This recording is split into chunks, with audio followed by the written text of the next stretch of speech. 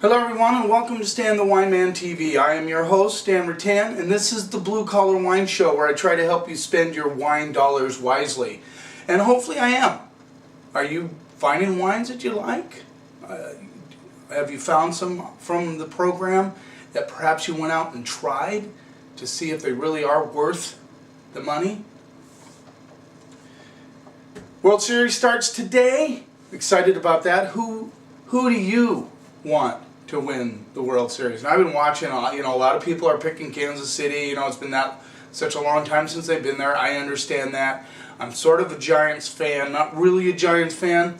Mariners are my baseball team, but since they didn't make the playoffs, got to find somebody to root for. Huge Buster Posey fan. I like Crawford, I like Bumgarner.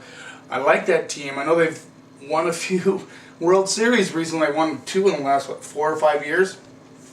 I know a lot of people like to shoot for the one that hasn't won it in a while. It'd be exciting. I'd be excited either way. I think it's going to be a great World Series. Today, just so you know, we're going to try a couple of Cabernet Sauvignons. And just a couple of interesting facts about Cabernet Sauvignon. And we'll answer this at the end of the program. Do you know where Cabernet Sauvignon originated? And do you know there's 2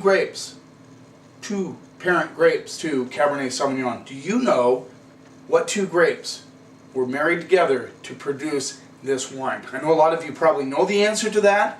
At the end of this program, we're going to answer that question.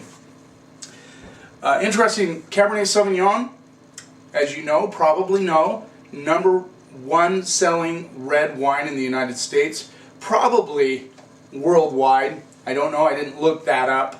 But I know in the United States, Cabernet Sauvignon is the #1 selling red wine. I know it's interesting, but I think that a lot of people feel safe buying Cab. Are you one of those people? Do you feel comfortable buying Cabernet Sauvignon? I also think, aside from Pinot Noir, a lot of,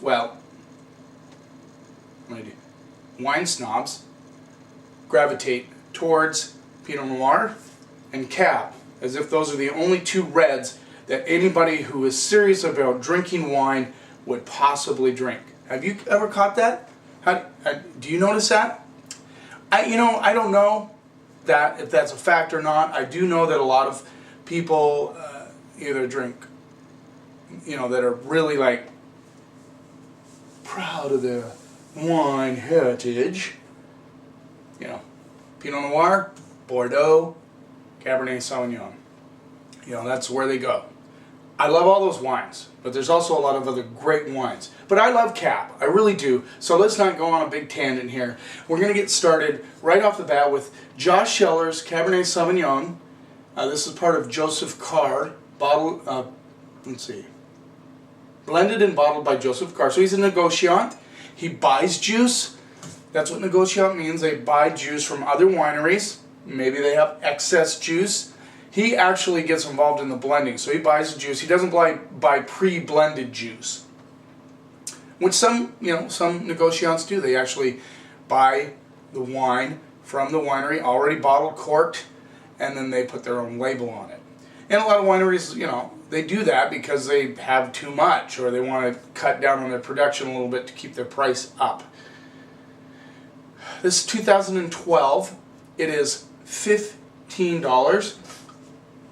By the way, what is your threshold on price? I know everybody's different. I call this a blue collar wine program because blue collar people work for their money, and they like to make sure that when they spend it, which we're willing to do.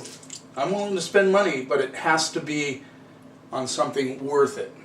Is that how you feel? What is your spending threshold? If you wouldn't mind, I don't get a lot of comments yet. I'm working on it. I will get a lot of comments. But what is your threshold for dollar-wise? I mean, is $15 a comfortable price range for you? Are you willing to go up to $50 to $100 on a special bottle of wine? Everyday wine? What is your threshold? Let's just stick to everyday wine. What is your threshold? What do you like? What is your comfort zone as far as spending? Let's say you want a cab. 3 times a week you buy a cab. Where do you go price-wise? Make a comment, would you? Please? I want to know. I'm very curious. What is your price threshold? I could tell you what I notice at the store, but that doesn't help me with you. So tell me, what is your what is your comfort zone?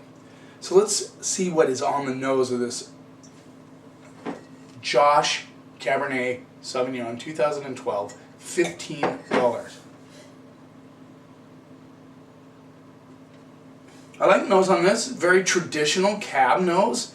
You know, most of the time when you're smelling cab, you get cherries and currants. That's a big part of the aroma profile of a cab, cherries and currants.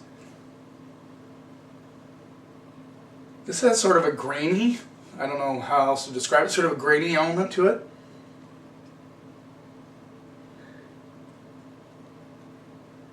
I'm getting just a touch of like a rose petal. Maybe just a pinch of tobacco. But it's very nice, very aromatic. It smells good, basically. Get right down to it. It smells good. Let's see what we get on the palate.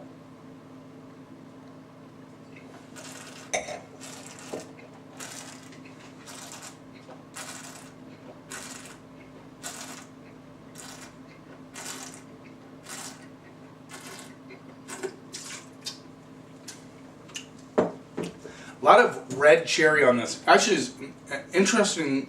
It's kind of bright. You know, like I get a little like bright red cherries, a little bit of tobacco.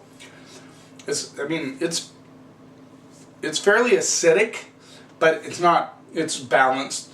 I mean, there's good acid there. I get a little bit of licorice on this one too, and the red flowers come through big time. Because of that brightness, I think you can really sense the red flower element on this wine.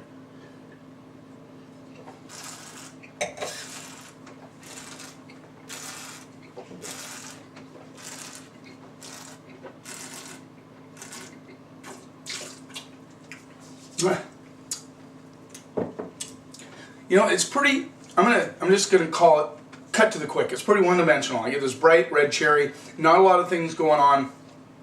It's kind of boring to me. I mean, I think a lot of people like it as soft tannins. I think it has good balance. I mean, it's not awkward. It tastes like a bowl of bright cherries with maybe a little bit of cranberry kind of sprinkled in there. Because of that brightness, you get that cranberry, get a little bit of red flowers. But, you know, overall it's kind of just boring cab. What else can I say?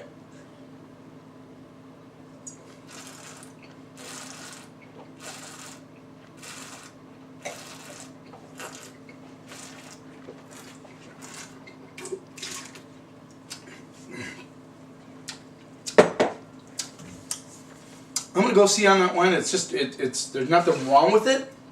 It's average Cabernet Sauvignon. I would like to see a little more depth to it, of course. It's $15, reasonable price. You know, I think it's a C wine. Let's move on to the next one. Now this guy, Mark Ryan, joined hands with Trey Bush. Both have their own wineries in Washington State. This is the Underground Wine Project, Cabernet Sauvignon, 2012, Devil's Playground. So, I'll give you a picture of the label here. So on the other end of the spectrum, this is twice as much, kind of a cool label actually, if you look at it.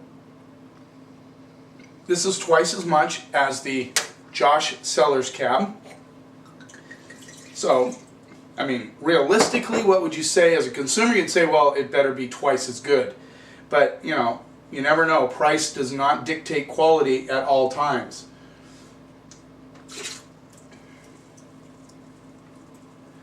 So $33, not chump change. Is that a comfort zone you're willing to go through maybe 2 to 3 times a week? Would you go $33? I'm curious. Let me know. I want to know. So what do we get on the nose on this one? This is a little deeper nose. It's a more resonant nose.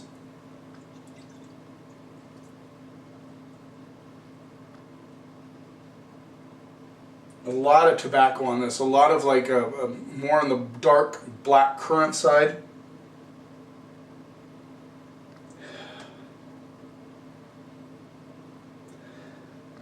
Get a little bit of black cherry coming through.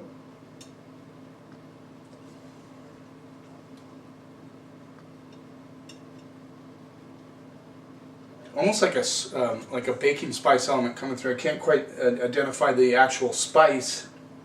Maybe we could just say spice box is what a lot of...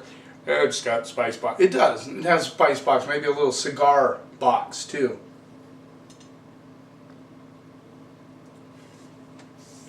Let's see what we get on the palate.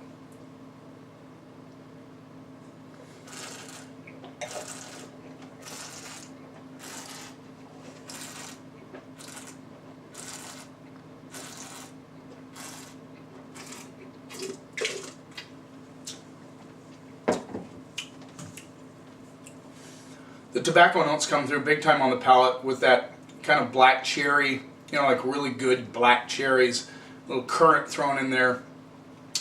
A little more depth. This isn't quite nearly as bright as the Josh Schellers. Has more intricacies in the palate, whatever that means to you. You know how when we talk about complexity, you know what we're saying is that the wine has different layers of flavors. It's kind of like, I always liken it to a hamburger. You know how a hamburger, you know, you can just eat a plain cheeseburger, not complex. You add tomato, lettuce, cheese, different kind of cheeses maybe. You add mustard, mayo, ketchup, relish. All of those things are different flavors that you get while you're eating the hamburger. The more you put on it, obviously the more complex the flavors are going to be. Wine is the same way. Based on the type of wood they use, the methods they use in fermentation, all of that, the type of yeast they use. Some people use natural yeast, other people add certain kinds of yeast for flavor profiles. It's like a baker, you know, they kind of add different things. All, you know, some people are against that. Not a lot of people are against it, but there's this small group of people that are really against that.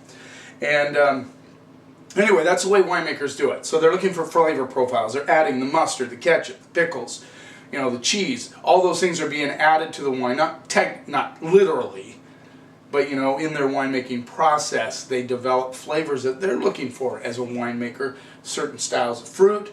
In this particular case, this is Columbia Valley, so they can source their fruit from all over that huge appellation. So I would say Devil's Playground Cabernet Sauvignon is really a deluxe cheeseburger. This is just a plain cheeseburger, no mayo, no ketchup, none of that stuff.